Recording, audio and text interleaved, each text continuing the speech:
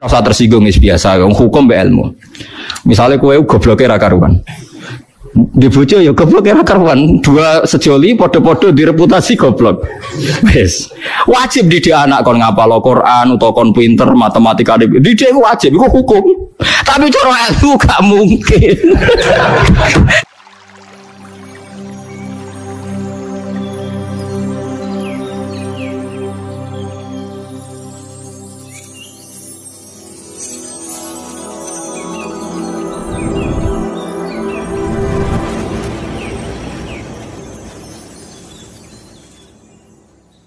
Paham ya, melane kula suwun nek iswani dadi wong Islam iku kudu percaya hukum. Lah nek ilmu mbok percaya ya kuwacu. Lha mboten kacau piye niki kula contohno. Kula contohno kasus-kasusé wong alim, sampeyan gak tahu duwe guyonane wong alim. Keyakinan bumi bulat-bulat to. Mboten keyakinane wong modern. Bulat-bulat. Sekarang kalau bulat-bulat, orang di Texas Amerika yang Ka'bah pas di bawah.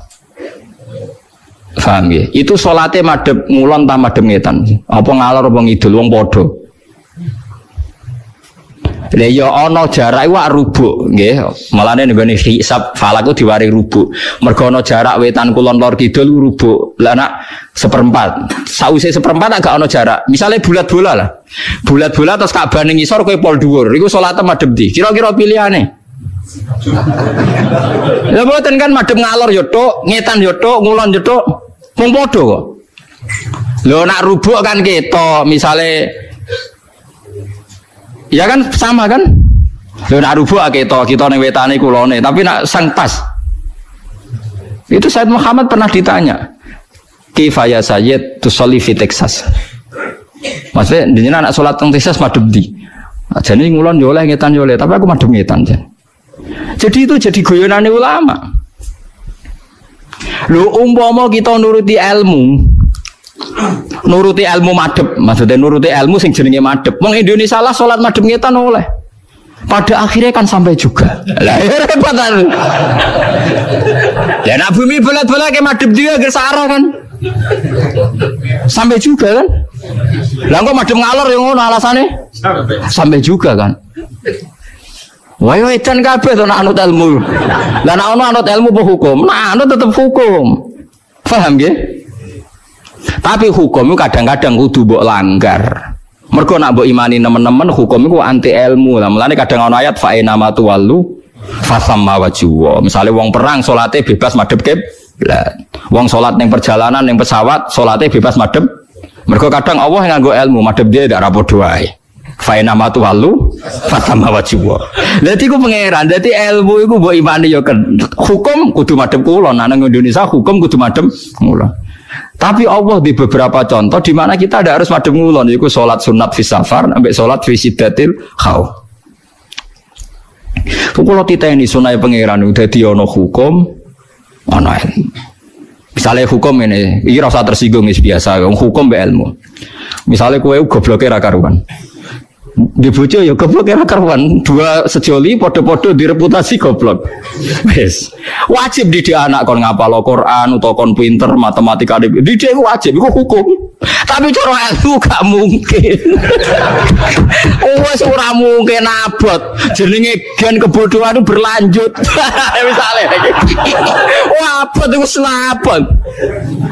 Wong kula di guru sepuh niku mondok bapake dhisik ora hafal alfiyah. Gobloke ra karo anake di pondok lha iku gurune nak takon leco gobloke bapakmu kok mbok tiru mesti ngono tok komentar.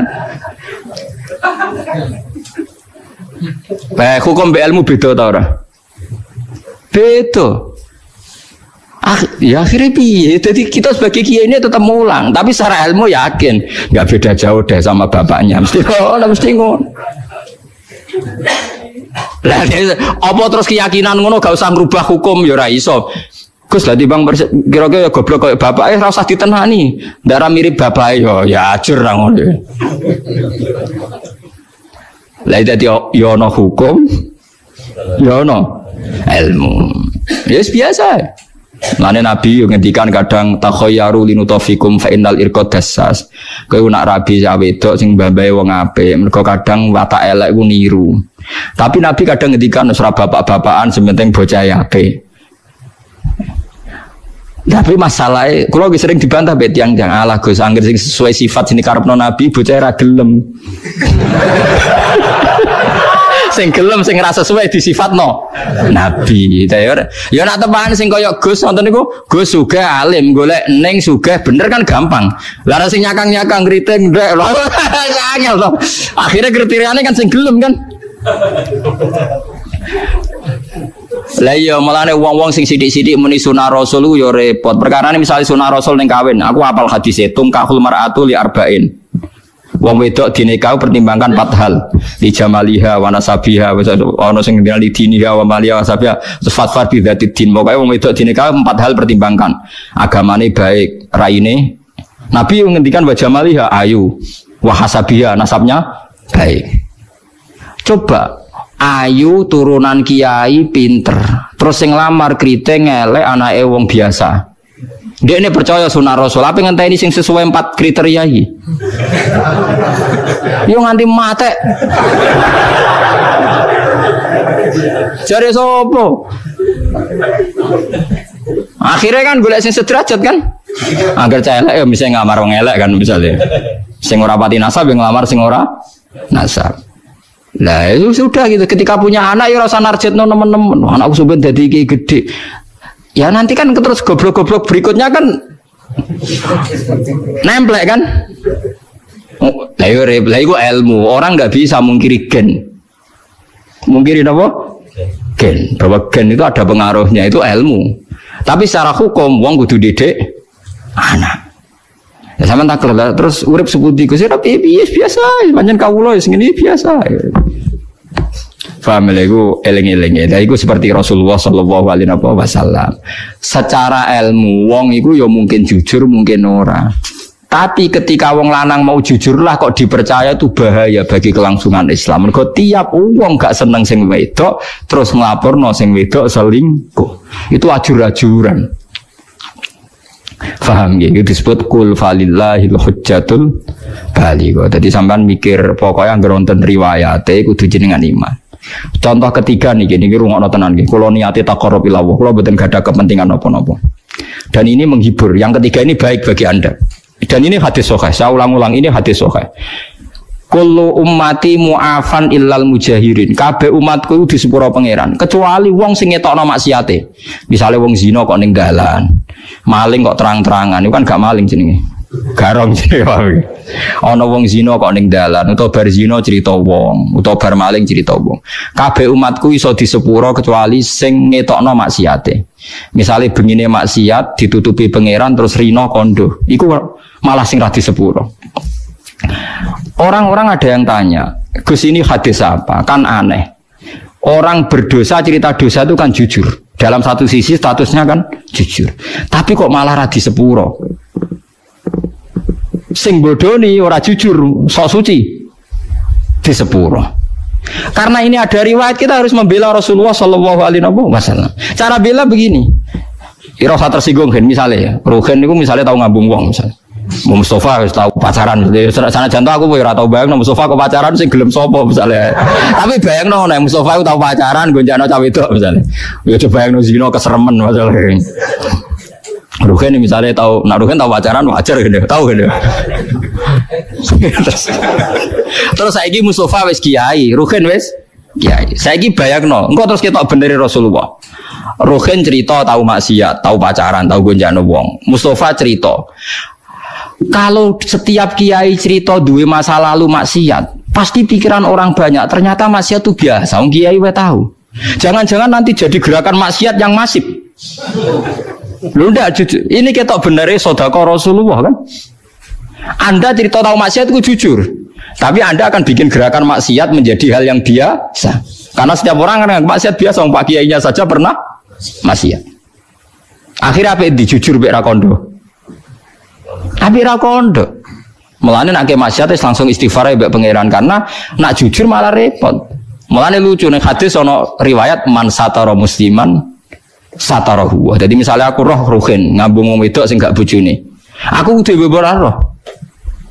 Mergo sekali aku roh cerita wong, pikirane wong wah Ruhin wae. Wis kiai gedhe sineng pidato wae ngambung wong opone aku. Wah enak ngono repot. Terus gerakan peniru kiruke lho. Repot tuh. Mulane saya ulang-ulangi, kamu harus percaya orang alim karena orang alim ini yang apal riwayat dari Rasulullah. Kalau ada riwayat sahihah harus kita bela. Meskipun pertama kita janggal. Ya pertama janggal tuh, mosok wong ra jujur dibela. Tapi piye wae Rasulullah lamu minna. Rasulullah lebih tahu ketimbang kita. Paham ya, Rasulullah lebih tahu ketimbang apa? Alhamdulillah dalam hadis ketiga tak pikir seneng kabeh ora kodo-kodo, paham ya. Dadi niku cocok kok ae wis. Wah niku cocok kok ora usah dipikir napa? Cocok. Tapi memang ya kadang syariat itu ada. Dan Nabi dibantah wong ya bolak-balik. Ya Rasulullah kok golek seksi papat tak sedembar. Paham ya, eling-eling. Dadi sawake ditenani setunggal ya. Pokoknya sarannya hadis itu sahih. Itu harus kita terima senajan to wa fil qalbi min husain. Meskipun kita agak gimana itu harus dilawan oleh hujjah. Paham oleh napa? Hujjah. Mergo Nabi wong pinter tenan, selain Nabi ya jeneng wong pinter tenan. Kula mboten nate ngerti Nabi dibantah sahabat kalah. Senajan to bantai sahabat nganggo akal. Nggih, ini kan kualitas akal sama wahyu itu beda. Kalau akal itu kualitasnya itu kadang tidak jangka panjang ya kayak tadi. Misalnya lelaki tadi benar cerita bojone selingkuh. Lelaki ini benar. Saya ulang lagi, lelaki ini benar cerita bojone selingkuh. Andai kan Anda terus bilang harus diterima, dia kan benar. Paling akal hanya secerdas ini, dia benar, ini benar. Tapi akal tidak bisa membayangkan bagaimana berjuta-juta lelaki yang memanfaatkan hukum ini kemudian tiap benci istrinya menuduh zina. Paham ya? Paham ya maksudnya? Itu bedanya wahyu. Wahyu punya kualitas yang lebih panjang. Makanya ditolak saja, paham ya? Kesaksian satu orang ini